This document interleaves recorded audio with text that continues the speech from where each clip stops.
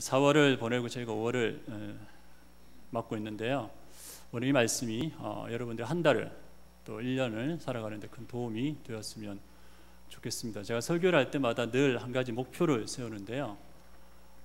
다른 많은 것들이 아니라 한 단어 한 문장이라도 설교를 듣고 여러분 일주일 동안 계속 머릿속에 맴도는 그게 제가 설교를 할 때마다 준비할 때마다 목표로 삼고 있습니다. 오늘도 여러분 이 말씀을 듣고 한 주 동안 계속 여러분 안에 말씀이 생각나는 그런 은혜가 있었으면 좋겠습니다. 기독교 그 역사학자들이 근세와 현대 그 교회에 굉장히 큰 영향을 끼쳤던 나라를 꼽으라면 두말하지 않고 영국을 꼽습니다. 왜냐하면 영국에서 기독교 선교가 시작이 되었죠. 1793년에 윌리엄 캐리가 인도로 선교사를 떠남을 통해서 그동안에 한 번도 시도해보지 못했던 복음을 들고 해외로 나가는 기독교 선교의 문이 열렸습니다. 뿐만 아니고 영국에서 크고 작은 수많은 영적인 대부흥이 일어났죠. 또한 영국에서 그 선교사들 그리고 신학자들, 그 유명한 설교가들이 많이 배출이 되었습니다. 중국 그 내지 선교회를 만들어서 중국 선교를 시작했던 허드슨 테일러도 있죠. 그리고 감리교를 창시했던 웨슬리 형제도 영국 출신입니다. 뿐만 아니고 조지 휘필드라든지 존 웨슬리 같은 그런 어떤 그 유명한 설교가들도 다 영국 출신입니다. 우리나라에 복음이 이렇게 굉장히 풍성하게 자리 잡는데도 영국의 빚이 있죠. 한국에 그 왔던 수많은 선교사들 가운데서 최초의 순교자였던 토마스 선교사가 있습니다. 1866년 9월 이 저녁에 대동강변에서 복음 한마디 전해보지 못하고 그죠? 목이 잘려서 순교했던 그의 나이 27세였던 그 토마스 선교사도 영국 출신입니다. 여러분 그 대동강변에서 토마스 선교사가 목이 잘렸을 때 그가 정말 이렇게 말 한마디 못해보고 복음을 전하지 못했지만 그가 나눠줬던 그런 성경이 큰 역사를 일으켜서 1907년 평양의 대부흥으로 이어지는 것들을 보게 됩니다. 이렇듯 영국은 그 현대 기독교에 굉장히 큰 영향을 끼쳤던 그런 아주 중요한 나라입니다. 근데 여러분 한 200여 년이 지난 지금 영국 교회의 모습은 어떨까요? 제가 몇 년 전부터 계속해서 영국 교회에 대한 여러 가지 어떤 연구들 그런 영상들을 좀 보고 있는데요. 한 200년 좀 지난 지금의 영국 교회의 모습은 어떨까요? 최근에 한 그 조사 결과가 발표가 됐는데요. 영국 국민들 가운데서 자기가 그 예수님을 구주로 믿고 있다라고 고백하는 사람들이 4.1%밖에 되지 않는다는 그런 보고서를 봤습니다. 정말 영국 그 국민들 가운데서 100명 중에 4명만 자기가 정말 예수 그리스도를 믿고 있다라고 고백하는 그런 현실입니다. 영국에서 가장 큰 교단이 성공회라는 교단인데요. 성공회 교단에서 교인들을 대상으로 설문조사를 했습니다. 했을 때 평균 연령이 61세가 나왔습니다. 그래서 이 조사가 발표되었을 때 많은 사람들이 굉장히 놀랐죠. 왜냐하면 이 추세로 계속 진행된다면 영국 교회는 자연사할 수밖에 없을 것이다 라고 그렇게 예측을 하고 굉장히 놀랐던 그런 보고를 제가 본 적이 있습니다. 사실은 이것은 전혀 새로운 게 아니죠. 2004년도에 영국의 한 그 교회를 연구하는 학자가 한 일간지에다가 신문 기고를 했는데요. 매주 주일날 영국에서 교회에 출석하고 있는 사람들이 7.4%밖에 되지 않는다는 보고를 했습니다. 그리고 지금 이 추세대로 계속 교회가 사라진다면 40년이 지난 다음에 영국에서는 교회가 없을 것이다 라는 충격적인 보고를 한 적이 있습니다. 그뿐만인가요? 영국의 유수한 교회들이 지금 술집이라든지 다른 어떤 이교도들의 성전으로 팔려가고 있습니다. 토마스 선교사를 파송했던 그 하노버에 있는 토마스 기념교회는요, 교인들이 없어서 노부부가 그 교회를 그냥 지키고 있는 좀 수리하면서 지키고 있는 그 상황이고요. 윌리엄 캐리가 사역했던 그 교회는 지금 제인교라는 이교도에 팔려가지고 그 이교도의 성전이 되어 있습니다. 사랑하는 여러분, 이렇게 짧은 시간, 200년 조금 지난 그 시간 내에 영국 교회가 이렇게 급속하게 몰락한 이유가 뭘까요? 한때는 세계였던 그 선교와 영적인 부흥을 일으켰던 이 나라가, 복음으로 풍성했던 이 나라가, 많은 다른 나라들에게 선한 영향력을 끼쳤던 이 나라가 200년 조금 지난 이 시점에 그렇게 철저하게 무너지고 오히려 선교사를 보내던 나라에서 선교사를 요청하는, 우리를 향해서 와서 복음을 전해달라고 요청하는 그 철저하게 무너진 이유가 뭘까요? 오래전부터 많은 학자들이 그 이유들을 연구하고 또 조사하고 여러 가지 것들을 발표하고 있습니다. 원인은 좀 다양할 수 있지만 그분들의 발표 가운데서, 그분들이 찾아낸 원인 가운데서 꼭 빠지지 않고 공통적으로 등장하는 게 있습니다. 그것은 뭐냐면 영국 교회와 성도들이 하나님의 말씀에 대한 절대적인 권위를 인정하지 않는 그때부터 영국 교회는 무너지기 시작했다고 이야기합니다. 그 전까지는 하나님의 말씀에 대한 절대적인 권위를 인정하고 그 말씀을 가르치고 그 말씀대로 살려고 했던 교회와 성도들이 어느 순간부터 하나님의 말씀에 대한 절대적인 권위를 부정하니까 그때부터 나타나는 결과는 뭐냐면 교회가 철저하게 무너지는 것입니다. 여러분, 하나님 말씀에 대한 권위를 인정하지 않게 되면 어떻게 될까요? 그때부터 주일학교에서, 교회학교에서 말씀을 가르치지 않습니다. 이전까지는 하나님 말씀 외에는 우리 가운데 소망이 없다라고 믿고 있었기 때문에 어떻게든 우리의 믿음의 후손들에게 말씀을 가르치고 말씀을 심어주기 위해서 그렇게 노력하던 교회가 하나님 말씀에 대한 절대적인 권위를 인정하지 않게 되니까 그때부터는 말씀 교육이 별로 중요하지 않죠. 그렇죠? 그때부터 교회는 급속하게 세속화되어 가기 시작했습니다. 말씀이 우리 삶의 소망이고 말씀이 우리 인생의 전부다라고 믿고 있던 사람들이 말씀에 대한 권위를 부정하기 시작하니까 저마다 살아가야 될 다양한 방법들을 찾기 시작한 거죠. 영국 교회가 짧은 시간 내에 그렇게 무너진 것은 하나님의 말씀에 대한 절대적인 권위를 놓친 것, 거기서부터 시작되었다라고 많은 학자들은 동일하게 이야기하고 있습니다. 사랑하는 여러분, 오늘 제가 여러분들과 함께 나누고 싶은 이 말씀은 우리에게 굉장히 익숙한 본문입니다. 어렸을 때부터 자주 들어왔고 연극이라든지 다양한 것들을 통해서 많이 접했던 그런 말씀입니다. 저는 오늘 이 말씀을 통해서 영국 교회가 놓쳤던 것은 무엇이고 한국 교회와 한국의 성도들이 반드시 붙잡아야 될 것이 무엇인가를 함께 좀 나누고 싶습니다. 우리가 잘 아는 것처럼 이 말씀은 여리고성을 점령하기 위해서 하나님께서 주신 전략입니다. 이스라엘 백성들은 400년 동안 애굽에서 노예로 살았죠. 그리고 때가 되었을 때 하나님께서 모세를 통해서 그들을 출애굽시키시고 아브라함을 통해서 약속하셨던 가나안 땅으로 이끌어 가셨습니다. 자, 그런데 애굽에서 가나안까지는요, 넉넉 잡아 4주면 갈 수 있는 그런 거리입니다. 그런데 그들은 그 거리를 40년 동안이나 들어가지 못하고 광야에서 보냈죠. 이유는 뭘까요? 불순종 때문입니다. 애굽에서 나왔지만 여전히 하나님을 향해서 불순종하고 원망하고 불평하고 하는 그들의 불순종 때문에 하나님께서는 이스라엘 백성들을 바로 가나안 땅으로 인도하지 않으시고 40년 동안의 광야에서 뺑뺑이 돌리셨죠. 뺑뺑이 돌리시면서 무엇을 하셨냐면 불순종의 세대들을 광야에서 다 죽이셨습니다. 애굽에 나올 때에 20세 이상이 되던 출애굽 1세대들을 광야에서 다 죽이셨죠. 모세도 심지어 가나안 땅으로 들어가지 못하고 광야에서 죽습니다. 하나님께서는 가나안의 새로운 시대를 출애굽 2세대들에게 맡겨주셨습니다. 믿음으로 가나안 땅을 받던 여호수아와 갈렙을 제외한 모든 출애굽 1세대들은 광야에서 다 죽이시고 새로운 세대들에게 새로운 시대를 맡겨주셨습니다. 이 여호수아는 이스라엘 백성들이 가나안 땅을 차지하기 위해서 정복하고 그 땅에 정착하는 그 과정을 그리고 있는 말씀입니다. 그래서 여호수아서의 주제는 정복과 정착이죠. 어떻게 그들이 가나안 땅을 정복하고 어떻게 그 땅에 정착했는가를 그리고 있습니다.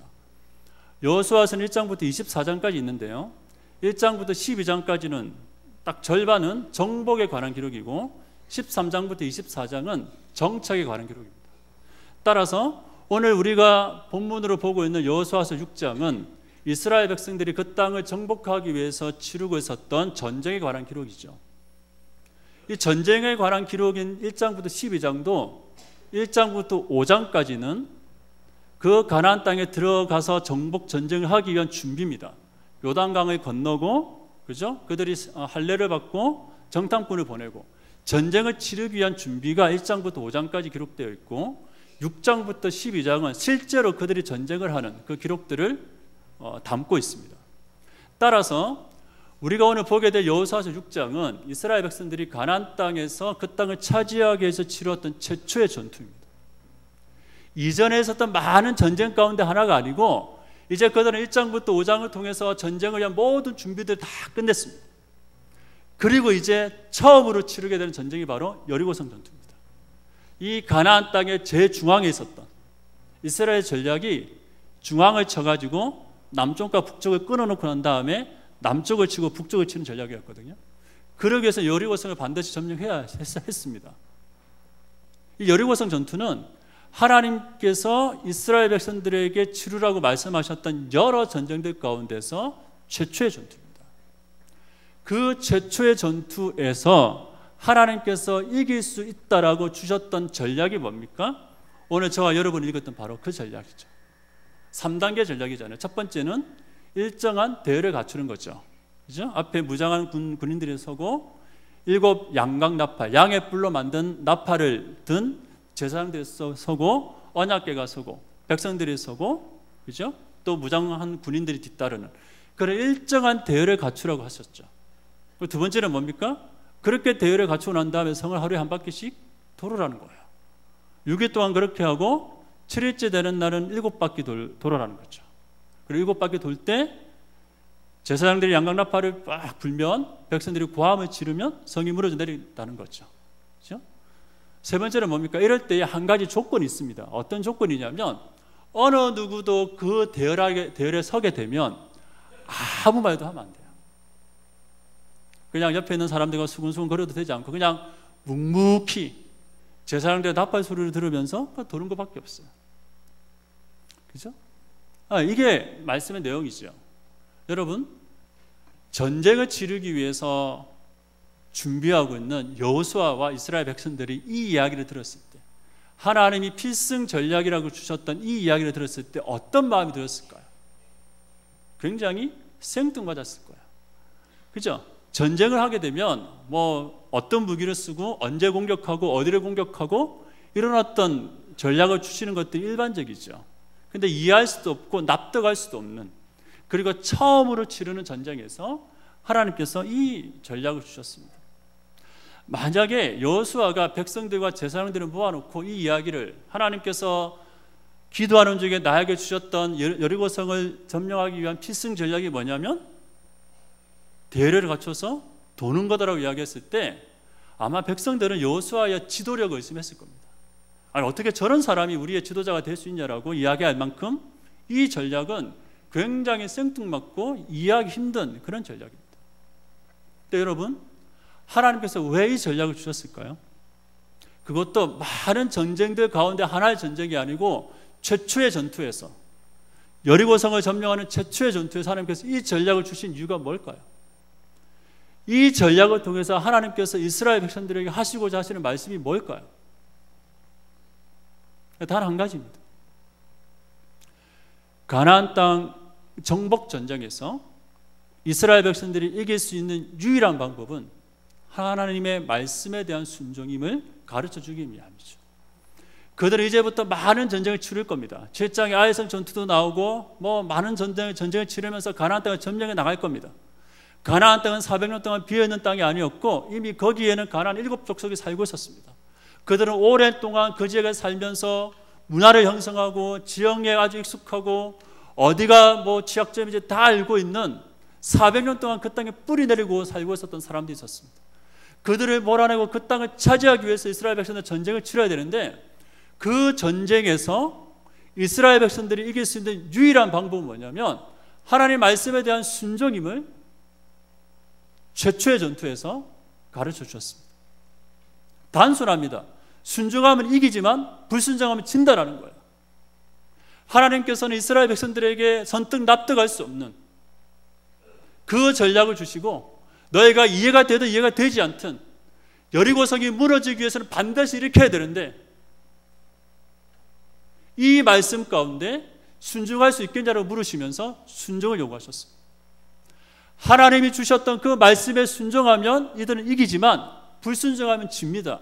그것을 가르쳐 주기 위해서 하나님께서는 첫 번째 전투에서 우리가 익히 알고 있는 그 전략을 주셨습니다. 불순종하면 지죠. 그죠? 그게 여호수아 7장에 나온 아이성 전투잖아요. 여리고성을 그렇게 무너뜨립니다. 그죠? 무너뜨리죠. 그리고 여리고성이 그 무너짐을 보고 있는 그 가운데서 그들은 이제 두 번째 성인 아이성 전투를 하기 위해서 갑니다. 정탐꾼을 보냈을 때 여기는 너무 작은 성이기 때문에 많이 갈 필요 없이 한 3,000명만 올라가면 이길 수 있다라고 장담했습니다. 그리고 군사를 보냅니다. 무참하게 깨집니다. 사상자가 납니다. 여리고성이라는 그 엄청난 성을 무너뜨릴 때는 한 명도 다치지 않았던 이스라엘 백성들이 아이성을 무너뜨리기 위해서 갔을 때는 사상자가 나기 시작합니다. 원인이 뭔가 쭉 추적하죠.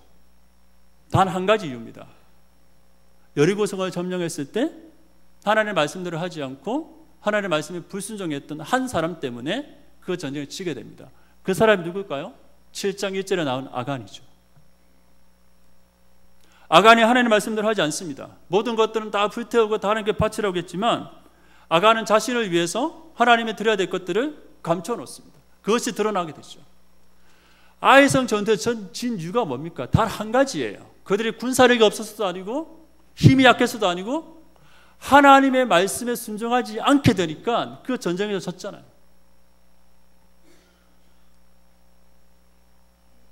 여호수아 6장에서 하나님께서 이스라엘 백성들에게 주시는 단 한 가지 말씀은 너희가 가나안 땅을 점령하기 위해서는 다른 것도 필요한 것이 아니고 하나님의 말씀에 대한 순종, 그것만 있으면 이긴다는 거예요.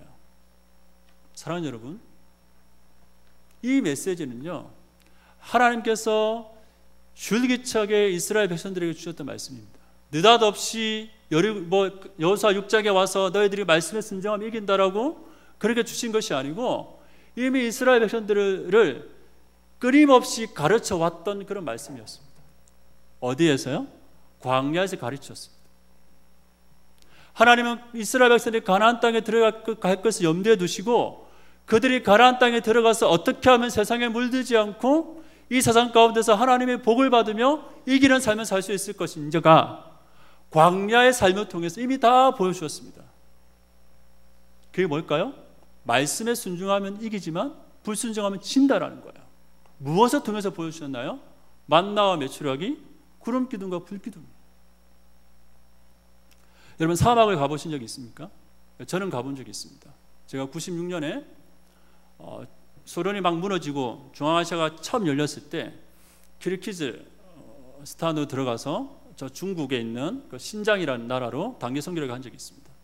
중국 신장에 가면요, 그 타클라마카 사막이라고 세계에서 두 번째로 큰 사막이 있습니다. 정말 사막밖에 안 보입니다. 저는 거기를 이렇게 횡단한 적이 있습니다. 물론 차를 타고 갔죠. 중간에 차가 고장 나가지고 지금 오도 가도 못했던 그런 적도 몇 번 있었습니다. 그것보다 더 큰 그런 어떤 사막길을 이스라엘 백성들이 건너야 합니다. 그것도 40년 동안이나. 그죠? 제일 힘든 게 뭘까요? 먹는 것과 가는 겁니다. 사막에서 먹을 것이 있나요? 없죠. 어디로 가야 될지 어떻게 합니까? 이정표가 있는 것도 아니고 일정표가 있는 것도 아니고 일어나서 무엇을 먹고 무엇을 해야 될까가 그들의 가장 큰 어려움이었습니다. 하나님께서 이 문제를 어떻게 해결하셨습니까? 먹는 거는 만나와 메추라기를 해결하셨죠. 아침에 눈을 떠서 하늘을 쳐다보면 돼요. 하늘에서 떨어지는 것들을 주워서 먹으면 됩니다. 내일에 대한 염려로 좀 더 따서 남겨두게 되면 다 썩어버려요. 그날 하루치에 먹을 만큼만 자기가 따서 먹으면 됩니다. 40년 동안 하나님께서 이 방법을 통해서 한 사람도 굶어 죽지 않고 그들을 먹이셨습니다. 순종하면 살죠. 어디로 가야 될지 어떻게 합니까? 이정표도 없고 방향도 모르는데 그때는 하늘을 쳐다보면 되죠. 구름이 움직이면 가면 돼요. 구름이 서면 됩니다. 밤에 아무리 피곤해도 불기둥이 움직이면 따라가야 돼요. 무엇을 말씀하셨을까요? 하나님의 말씀에 대한 순종입니다. 하나님에 대한 절대적인 권위를 인정하고 하나님을 따라가게 되면 살 수 있다라는 거죠. 그걸 무려 40년 동안이나 광야에서 배웠습니다. 그리고 여리고성을 점령하는 첫 번째 전투에서 동일한 말씀을 주십니다. 순종하면 이기지만 불순종하면 진다라는 거예요. 그리고 그들은 이 하나님의 진리를 따라 가지고 가나안 땅을 점령했습니다. 가나안 땅을 점령한 이후에 이스라엘 백성들의 삶이 어땠을까요? 여호수아가 가나안 땅을 정복하고 난 다음에 그들의 땅에 정착하게 되죠. 여호수아서 다음에 나오는 게 사사기잖아요. 그죠?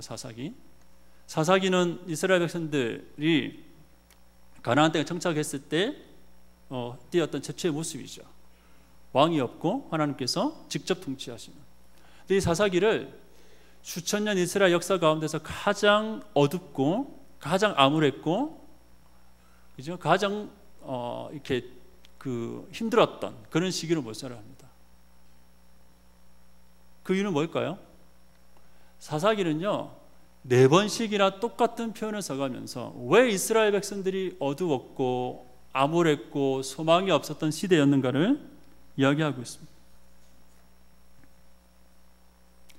사사기 17장 6절과 18장 1절, 19장 1절, 21장 25절 동일하게 똑같은 메시지로 사사시대의 의미가 무엇인가를 성경의 기자는 우리 가운데 알려주고 있습니다. 어떤 말씀이냐면 그때 이스라엘의 왕이 없으므로 사람마다 자기 소견에 옳은 대로 행하였다라고 되어 있습니다. 이스라엘의 왕이 없으니까 사람마다 자기 자신이 기준이 되는 거죠. 내가 옳다라고 판단되는 대로 행합니다. 내가 옳다라고 생각하는데 행해버리는 거예요. 근데 여러분, 이스라엘의 왕이 없었나요? 사사시대 정말 이스라엘 왕이 없었나요? 아니죠. 왕이 있었습니다. 그 왕이 누굽니까? 하나님이죠. 사사시대 이스라엘의 왕은 하나님이셨습니다. 이스라엘 백성들이 하나님을 왕으로 인정하지 않으니까 자기가 옳다라고 믿는 대로 행하는 거예요. 자기가 옳다라고 판단하는 대로 행하는 거죠. 자기 자신이 기준이 되는 겁니다. 하나님의 왕의 말씀이 어떤지, 왕이 나에게 무엇을 원하는지는 관심도 없어요. 왕이 없었던 것이 아니고 왕을 왕으로 인정하지 않으니까 자기가 옳다라고 그렇게 사는 거예요. 그 삶의 결과가 뭡니까? 이스라엘 역사 가운데서 가장 어두웠고 가장 암울했던 그런 모습도 나타나는 거죠. 수많은 이방 민족의 침략, 고난, 고통 그런 것들을 겪는 거예요. 사랑하는 여러분, 이상하지 않습니까? 40년 동안 광야에서 그렇게 하나님께서 그들을 훈련시키셨습니다. 어떻게 하면 살 수 있는지, 어떻게 하면 이길 수 있는지, 그리고 가나안 정복 전쟁을 통해서 끊임없이 말씀하셨습니다. 순종하면 이긴다라는. 근데 전쟁을 다 치르고 그 땅에 정착하고 그들이 살았던 최초의 모습은 뭡니까? 왕이 없어서 자기 소견에 옳은 대로 행했다라고 성경의 기자가 기록할 만큼 제멋대로 살았습니다. 하나님을 왕으로 인정하지 않으니까 자기 자신이 기준이 되는 거죠. 사랑하는 여러분 무엇으로 이 세상을 살고 있습니까? 성도는 하나님의 말씀에 순종해야 이기는 존재입니다. 성도들이 하나님의 말씀에 순종해야 세상은 변화됩니다. 우리가 기대하는 변화는 하나님께서 창조하신 인간과 피조물들의 원래 상태로 되돌려지는 것을 의미합니다. 이런 변화는 성도들이 하나님의 말씀에 순종할 때 결과로 주어집니다. 하나님의 말씀이 여러분에게 권위가 있습니까? 여러분은 하나님의 말씀에 절대적인 권위를 부여하고 있습니까? 여러분의 삶을 움직이는 것은 하나님의 말씀입니까? 여러분의 모든 결정과 모든 선택의 근거는 하나님의 말씀입니까? 내가 오늘 무엇을 하고 앞으로 어떻게 하고 여러분의 인생을 움직여가는 것은 하나님의 말씀입니까? 하나님은 우리에게 이 말씀 가운데 순종하면 이기고 불순종하면 진다라고 과거의 어떤 이스라엘 백성을 통해서 끊임없이 말씀하고 있습니다. 오늘 이 시간 여러분의 삶들을 움직이는 것은 바로 이 하나님의 말씀입니까? 근데 여러분, 우리의 현실은 어떨까요? 누구나 여러분들이 하나님의 말씀에 절대적인 권위를 가지고 있습니까? 라고 물었을 때 다 그렇다고 대답을 할 것이지만 실제 우리 삶의 현실은 무엇입니까? 지난 4월 19일에 한국목회자협의회라는 곳에서 기독교인 1000명, 비기독교인 1000명을 대상으로 이제 설문조사를 한 것을 발표한 적이 있습니다. 작년에 이제 조사를 해서 올해 이제 그 결과를 발표했는데요. 제가 그걸 쭉 보면서 두 가지 질문에 좀 관심이 갔습니다. 물론 다 그 기독교인들 1000명의 기독교인들을 대상으로 했던 질문인데요. 첫 번째 질문은 뭐냐면 당신이 교회를 다니는 목적은 무엇입니까? 라는 질문입니다. 당신이 교회를 다니는 목적이 무엇입니까? 1000명의 그리스도인들 대상으로 교회 다니는 이유는 뭡니까? 라는 질문을 던졌습니다. 여러분 이 질문을 받으시면 어떤 대답을 하시겠습니까? 그 대답 가운데서 제일 많은 대답은 구원과 영생을 위해서 교회에 다닙니다라는 대답이었습니다. 무려 31%가 그렇게 대답을 했죠. 100명 중에 한 30명 가까이 그렇게 대답을 했습니다. 그런데 많은 것처럼 보이지만 똑같은 기관에서 10년 전에 같은 질문을 했을 때는 47%가 이 대답을 했습니다. 100명 중에 약 반 정도는 예, 나는 구원과 영생을 얻기 위해서 교회를 갑니다라고 대답을 했습니다. 그때보다는 굉장히 많이 줄어든 수치죠. 그리고 두 번째 대답은 뭐였냐면 건강, 재물, 성공 등 축복을 받기 위해서 교회를 다닙니다라고 했던 대답이 17%였습니다. 과거에는 이 대답은 9%였거든요. 그러니까 과거보다 훨씬 더 많은 사람들이 정말 이것을 위해서 교회 다닌다라고 그렇게 대답을 했습니다. 거기에서 어떤 결과를 이야기했냐면 한국 교회와 한국의 성도들이 점점 더 세속화되어져 가고 있다. 그렇게 결론을 내렸습니다. 근데 저는 전혀 이상한 것이 아니라고 생각합니다. 왜냐하면 그 다음에 제가 관심을 가졌던 그 질문 때문입니다. 한국에 있는 성도들 가운데서 예배 시간을 제외하고 성경을 한 번도 읽지 않는 성도가 41%입니다. 이게 무슨 말이냐면 예배 때 와서 이제 성경 봉독을 하기 위해서 성경을 펼쳤다가 성경을 닫아두고 일주일 동안 살다가 다시 와서 예배 때 성경을 펼치는 비율이 약 반이 되는 거예요. 50%의 사람들은 주중에 성경을 전혀 읽지도 않습니다. 성경을 닫아두고 사는 거예요. 그리고 주일날 와서 성경을 다시 열고 또 닫고 그 삶을 반복하고 있습니다. 26%는요 예배 때 기도하는 것 외에는 일주일 동안 기도 한 번도 안 한다는 대답이었습니다. 그렇죠? 100명 중에 60명은 16명은 1년이 지나도 기독교 서적 경건 서적을 한 권도 안 읽는다는 대답을 했습니다. 사랑하는 여러분, 우리가 동일한 질문 가운데 이런 대답을 할 수 있습니다. 하나님의 말씀에 여러분의 절대적인 권위가 있습니까? 라고 물으면 다 그렇게 대답하실 거예요. 그리고 저는 그 말씀대로 살아가기 위해 노력하고 있습니다. 대답할 거예요. 그런데 우리의 삶의 현실을 들여다보면 주일날 예배 때 성경을 펼쳤다가 성경을 닫고 일주일 동안 사는 거예요. 그리고 다시 성경을 열고 주일날 예배에 와서 말씀 보고 또 닫고 사는 거죠. 그게 우리의 현실입니다. 하나님의 말씀에 절대적인 권위가 있고 그 말씀의 뜻이 무엇인가에 대한 관심이 있으면 우리는 일주일 내내 시간만 나면 말씀에 집중하고 말씀을 보고 말씀을 묵상할 거예요. 하나님이 나에게 이 말씀을 통해서 무엇을 말씀하시는지, 이 세상을 살아가기 위해서 내가 어떻게 해야 되는지 온통 하나님의 말씀 가운데 관심을 갖고 살 거예요. 근데 우리의 대답은 하나님의 말씀이 전적으로 옳고 그 말씀 가운데 순종해야 이기는 삶을 삽니다라고 대답함에도 불구하고 우리의 삶의 현실은 따라하지 못하는 거예요. 마치 이스라엘 백성들이 40년의 광야 훈련과 가나안 정복을 통해서 하나님께 순종하며 이긴다는 것을 배우고 난 다음에 그들이 정착해 살아갈 때는 왕이 없어 자기 속에는 옳은 대로 하겠다라고 고백하고 있는 것처럼 우리도 하나님의 말씀이 전대적으로 옳고 절대적인 권위가 있음을 인정하면서도 불구하고 왕이 없다라고 이야기하고 있습니다. 말씀에 관심이 없어요. 그러니 어떻게 우리가 하나님의 뜻을 알겠습니까? 내가 순종해야 될 말씀이 무엇인가를 어떻게 알겠습니까? 왕이 없으면, 말씀이 없으면, 말씀의 절대적인 권위가 무너지면 그때부터 우리의 삶은 다른 것들을 쫓아가며 살게 되어 있습니다. 사랑하는 여러분, 하나님의 말씀에 절대적인 권위를 인정하십니까? 여러분이 이 세상에서 말씀에 순종하면 이긴다는 것을 인정하십니까? 그런 확신이 있으십니까? 그렇다면 성경을 열어야 합니다. 성경을 열어야 합니다. 우리의 매일매일 삶 속에서 하나님이 나에게 순종하라고 말씀하시는 것이 무엇인가를 붙잡아야 합니다. 그 말씀대로 따라가야 합니다. 저는 매주 목요일날 아침에 일산에 가서 성경을 가르칩니다. 한 3년 정도 그렇게 하고 있습니다. 제가 남양주에 사니까 일산까지 가려면 2시간 반 걸립니다. 아침 7시 22분 기차를 전철에 타면 서울역에 8시 15분에 도착합니다.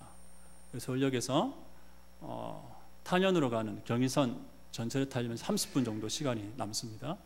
그때 대충 이제 아침을 먹고 8시 44분 전철에 타고 도착하면 9시 40분입니다. 그래서 한 1시간 반, 2시간 정도 성경을 매주 가르치고 있습니다.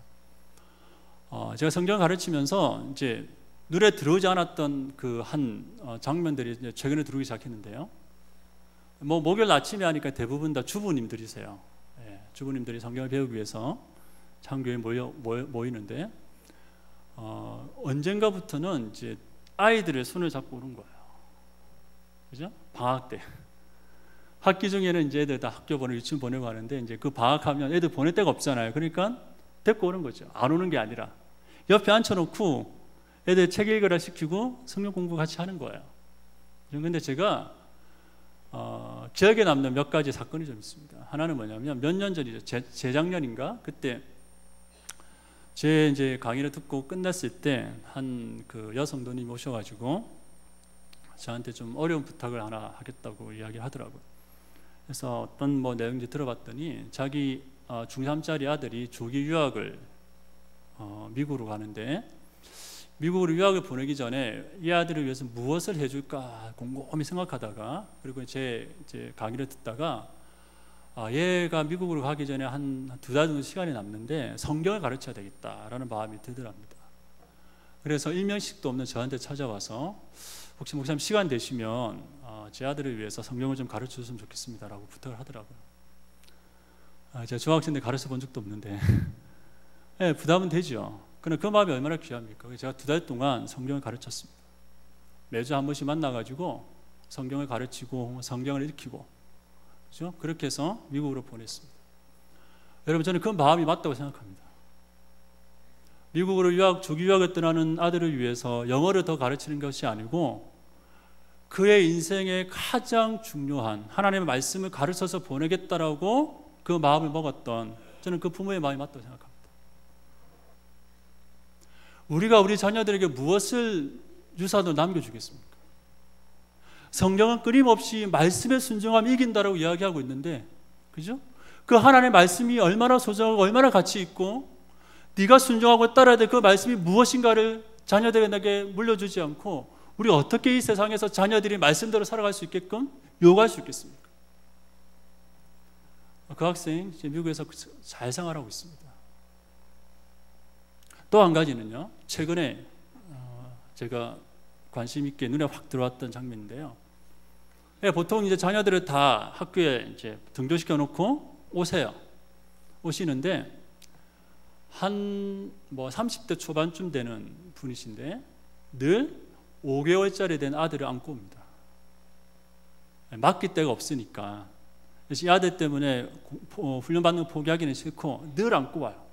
그리고 그 탁자 위에 이렇게 뭐 의자 있잖아요. 애들 앉는 의자에 앉혀놓고 공부해요.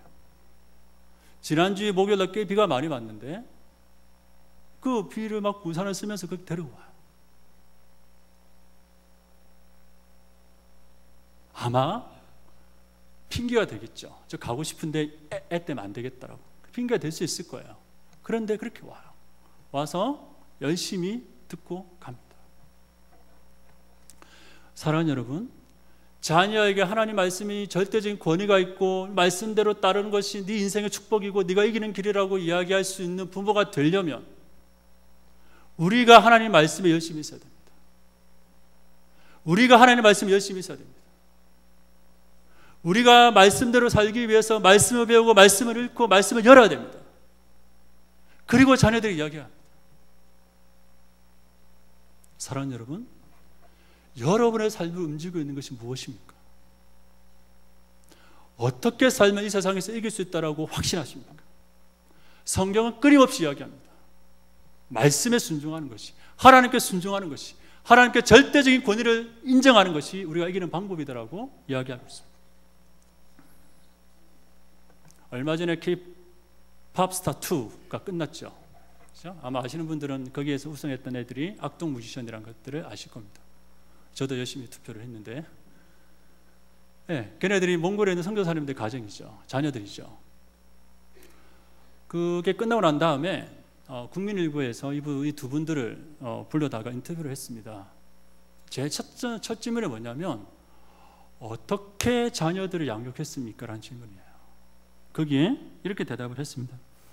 아이들을 키우면서 가장 중요하게 생각한 것은 신앙관을 비롯해 건강하고 올바른 기독교 세계관을 갖게 하는 것이었습니다. 이를 위해 가정예배와 성경 읽기, 묵상을 생활했고 아이들에게 주어진 재능과 은사가 발견되고 드러나도록 도왔습니다라고 이야기했습니다.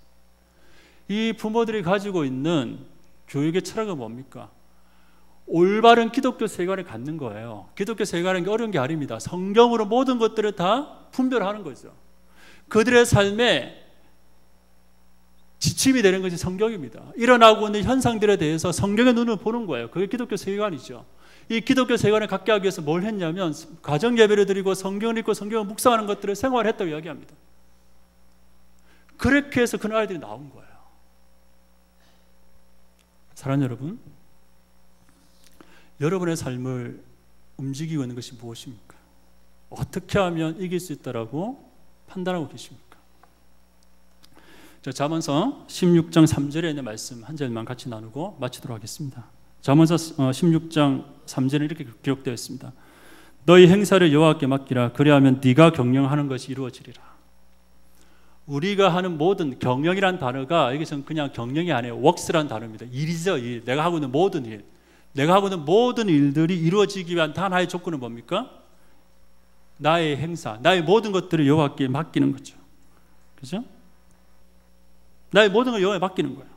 여러분, 이 맡기다라는 단어가 어떤 뜻이냐면 뿌리를 내리다라는 뜻에서 파생한 단어입니다. 그래서 원래 이 맡기다라는 단어는요, 던지다, 키를 넘겨드리라는 뜻이에요. 키를 넘겨드리다. 그러니까 너의 행사를 여호와께 맡기라는 것은 뭐냐면 너의 인생의 모든 것, 너의 인생의 모든 것들을 다 하나님께 던져버려라. 너의 인생의 모든 그 키를 다 하나님께 맡겨드려라. 하나님께 넘겨드려라. 그 뜻이에요. 그렇게 되면 우리가 하는 모든 것들은, 모든 계획들이 성취된다고 성경이 이야기하고 있습니다. 내가 경영하는 것, 나의 모든 일들의 주도권과 주권을 하나님께 인정하는 것, 하나님께 드리는 것, 그것이 우리의 계획이 성취될 수 있는 유일한 방법이라고 성경이 이야기하고 있습니다. 그것이 뭘까요? 하나님의 말씀에 순종하는 거예요. 그 말씀에 순종하기 위해서 여러분, 성경을 여십시오. 한 주간 내내 성경을 여십시오. 그리고 그 말씀을 읽고 말씀을 묵상하시고 그 속에서 나에게 순종하는 것이 무엇인가를 깨닫고 순종하십시오. 자녀들에게 말씀을 가르치십시오. 자녀들에게 말씀을 가르치는 그 시간들을 아까워하지 마시고 투자하시고 드리십시오. 그때 우리 자녀들이 내가 이 땅에서 어떻게 하면 이길 수 있는가를 깨닫게 되고 하나님의 형통과 승리를 경험하는 삶을 살게 될 것입니다. 오늘 우리가 함께 이런 말씀을 가지고 우리가 주어진 그런 인생들을 살아가 주셨으면 좋겠습니다.